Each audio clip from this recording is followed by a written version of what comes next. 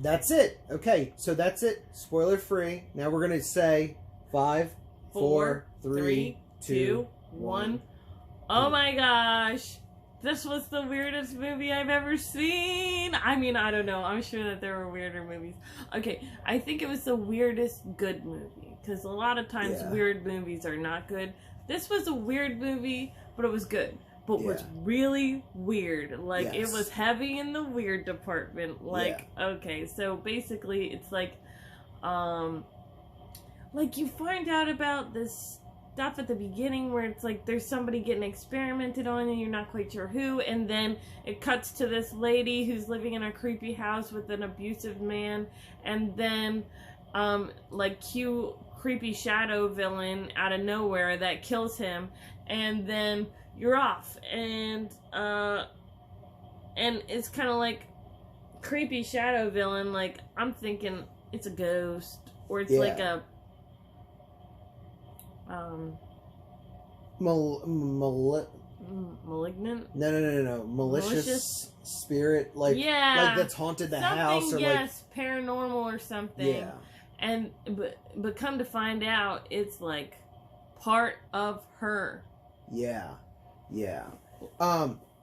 And I think it did a really great job of like keeping you on your toes. Like, start this movie, make sure your phone's away. Like, don't do the like scrolling while you watch a movie thing. You need to be fully into this movie. You need to, because it goes fast. It goes very fast. They're not wasting time. So like, if you're seeing it, they want you to see it. They're not chewing up time. And I think it really shows in this. Like, you don't feel bored. You're watching it the whole time. Constant like twists. I felt like I couldn't keep up at points. Like that was, I think, the biggest drawback for me, was that it was going too fast. But I mean, like, they just do, I think the thing is that they do a lot of the exposition in the middle, like, rather than closer to the beginning. So you're kind of like at the beginning in a whirlwind of like what is happening. And then towards the middle / close to the end, it's like, oh, okay, but like you could never predict. I wouldn't have. Yeah, well, I think that was part of the fun, because like as you're watching this movie unfold, you're like, this is, oh, I got it now. I got it. Here's my guesstimate, and you just kept doing that constantly. Yeah, well, like, usually you can pretty reliably predict, like, who's dying next, and, like, everything that I thought was gonna happen almost never did. And I was just like, oh. And it wasn't just me, it was him too. So. Yes, and I really enjoyed the character design. Gabriel, we'll just say Gabriel now. Yeah. I really enjoyed the character design. There's everything in it for a sequel also. Oh, yeah. But, like, okay, so, like, the character design looked very much like the pig, Amanda, from the Saw series. Yeah. She's got a bladed weapon. Very cool. Yeah, very cool. The mask. This, like, awesome jacket. Awesome jacket. Steampunky. Yeah. And the jacket was very similar to Amanda's robe. Gloves. Oh, yeah, that's true. Yeah. Yep. I'm waiting to see how long before someone has a really good cosplay or a mask of this. Because that would be a really cool full head mask. Oh yeah. Yeah. Well, it's a huge spoiler of a cosplay though, but yeah, I mean, like, like, how long do you wait before like, you do it to do that? Okay, so basically it's like, you know, the bad guy is in the back of her head, and then like it literally, like, she like hulks her head open, and then he like exposes himself, and you know, he's a parasitic twin, and you know, like roams around as her. So first of all, I really liked the backwards stuff. I thought that was really cool. Because that's already off-putting and freaky. I mean, they do that in Silent Hill with like the bodies, and then I think they did that in they did that in Hereditary, right? Wasn't the lady on the ceiling? I think so.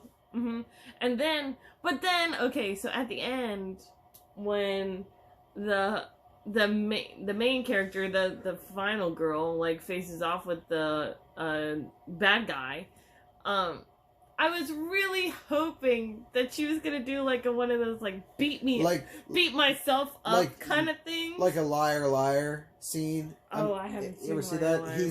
He's fighting himself. I think of like Dwight in The Office when he's like, "I'm gonna teach people how to kung fu martial arts," and then Jim's like, "Well, you are the best at kung fu, so you have to fight yourself." And then Dwight is fighting himself. Yeah. I would have loved to see that. And I think with the way that they did the fight choreography and like the kills in this, like there is an amazing scene at the police station and the prison to a lesser extent. The police scene was easily the best like fight action, like you know, everybody's going.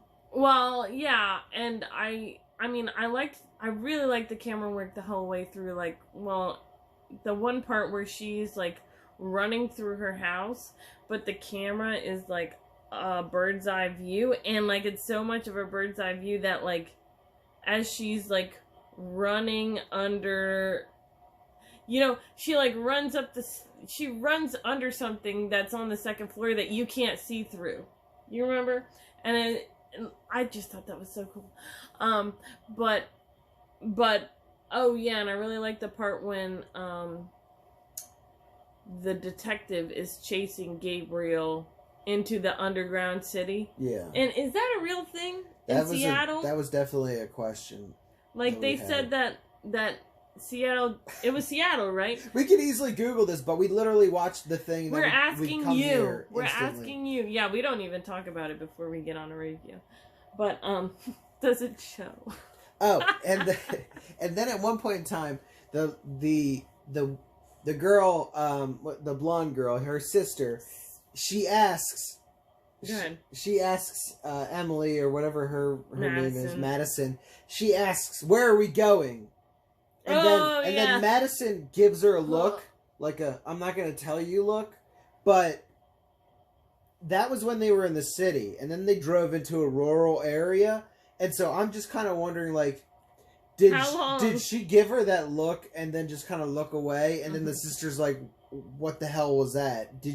Are you going to say anything to me?" It's like, no, that's 15 minutes of silence on the ride there. Awkward as hell because everything's going so weird. Oh, yeah. Well, and also, I like the whole girl power aspect of it. Like, girl power sisterhood bond was, like, definitely, I mean, it did, like, get me a little choked up at the end, I have to say. Like, shout out to Liz, who, of course, isn't watching this, but I love you. So anyways, yeah, that kind of did, you know, it tugged at your heartstrings a little bit, but, like, so weird to be in a horror movie. Yes, but so weird. It was like there was definitely some like cheesy scenes that were very 80s horror kind of like and I mean a metaphorical prison. She locks Gabriel in like a mind prison, and she's like, "I'm stronger now," and like there's a lot of like very cheesy lines in there. Oh yeah, well, and then the whole thing, the whole relationship between the detective and the sister. That they were kind of like flirting, but not. And then there was this other like. There was like a mousy tech lady who was like the lonely heart is what the sassy lady told him. Yeah, but I don't know if that was just to add misdirection because it was kind of like, why is that? Why is that a thing? Why do we need to know that she's horny for the man cop? Yeah. That literally never ever comes up again. Really. I don't know. But yeah, there was like some weird things in there with that. But yes, it was a very weird feel to the movie. I don't know exactly why, because I mean, like, having a parasitic twin isn't like all that. It's not unoriginal, but it's not like unheard of either. Okay. You know what I mean? I think it was just, like, the way that it was done, number one.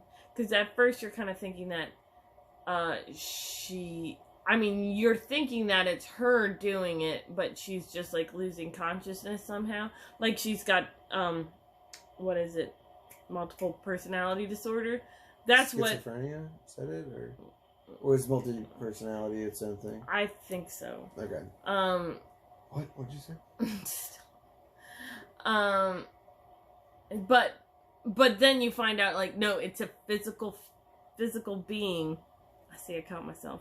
Physical entity, like, connected to the back of her, like, so it's not just in her head, even though it really kind of was literally in her head. Yeah.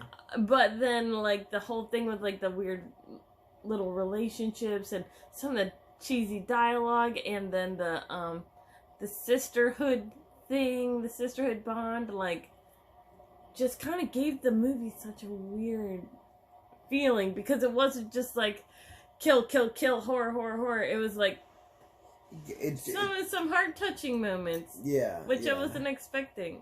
Yeah.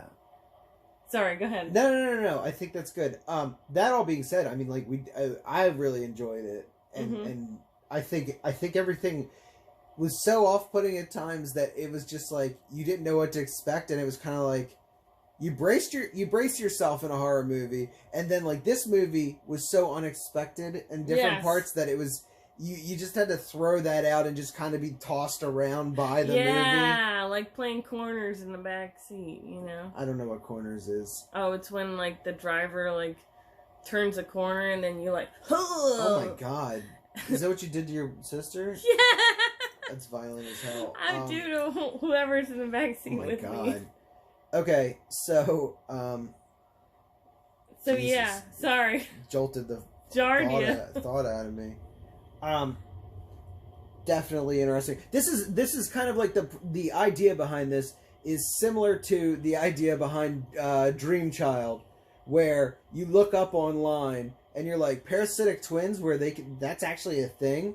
Let's take that and completely run off and make a movie about it. Yeah. Kind of like with Dream, the idea was that do babies in the uterus, or wait, hold on, is that where they're in the placenta, in the womb, do they dream? And the answer was yes. And so then someone was like, let's make a Nightmare on Elm Street where there's a baby that dreams, because that's a thing. And then they just run out and did it. So that's exactly what this is, and really good. I really enjoyed it. I can't wait to see what they come up with as far as like cosplay. People are amazingly talented, and I can't wait to see what they come up with for this. And what